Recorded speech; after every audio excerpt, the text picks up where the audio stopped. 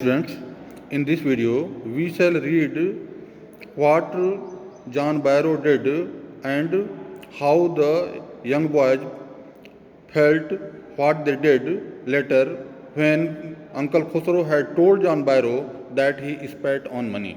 Let us read now. He got up and stalked out of the house, slamming the screen door. The narrator here explains that John Barrow stood up.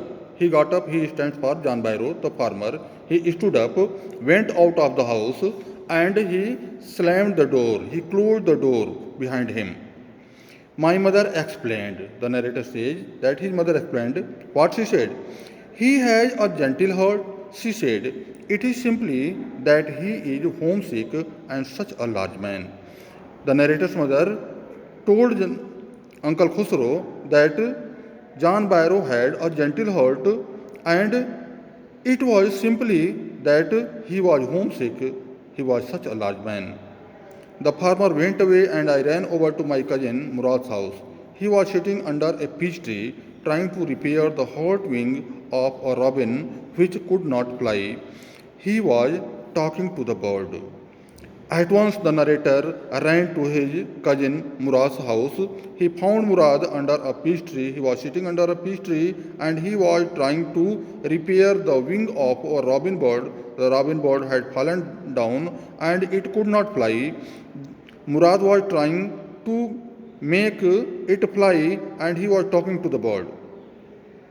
As the narrator reached there, Murad asked, "What is it?" he said.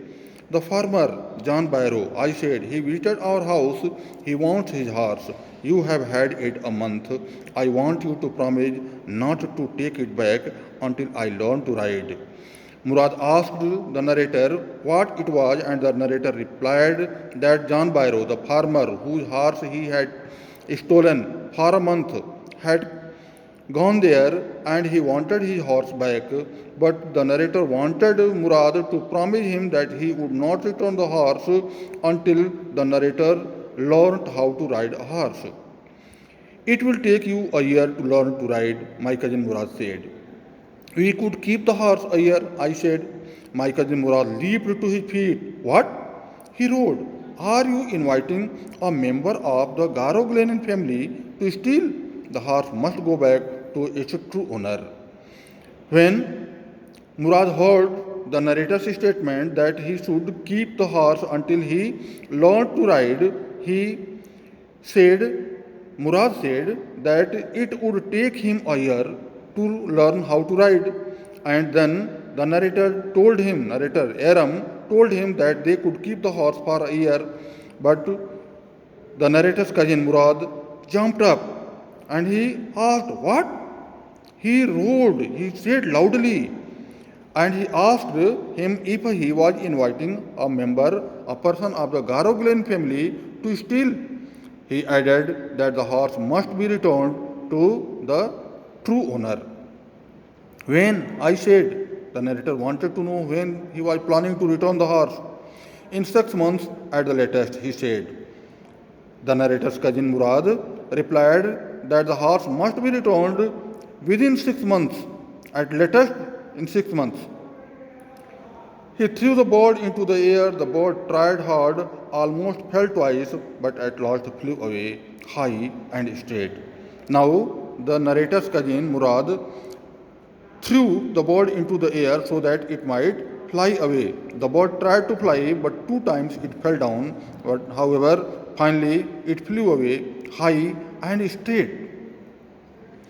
Early every morning for 2 weeks, my cousin Murad and I took the horse out of the barn of the deserted vineyard where we were hiding it and rode it.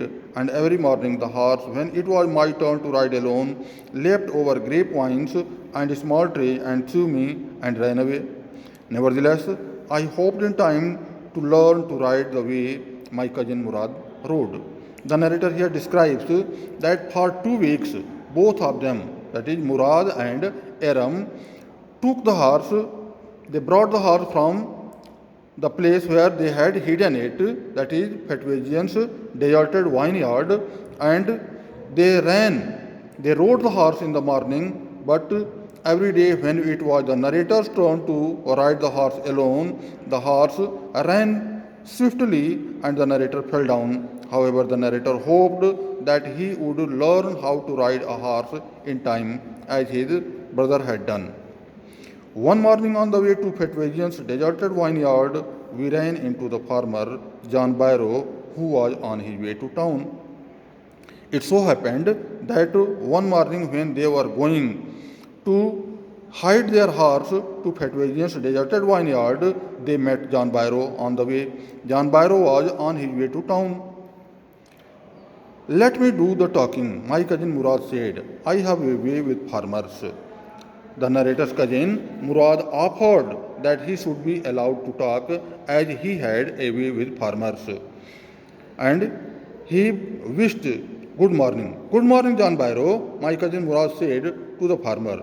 The farmer studied the horse eagerly. The narrator's cousin Murad wished John Barrow good morning, and the farmer John Barrow studied the horse eagerly. Intently, he studied the horse. Good morning, son of my friends, he said. What is the name of your horse? John Barrow saw the horse. He also wished Murad good morning and addressed as the son of his friends and wanted to know the name of his horse. My heart, my cousin Murad said in Armenian.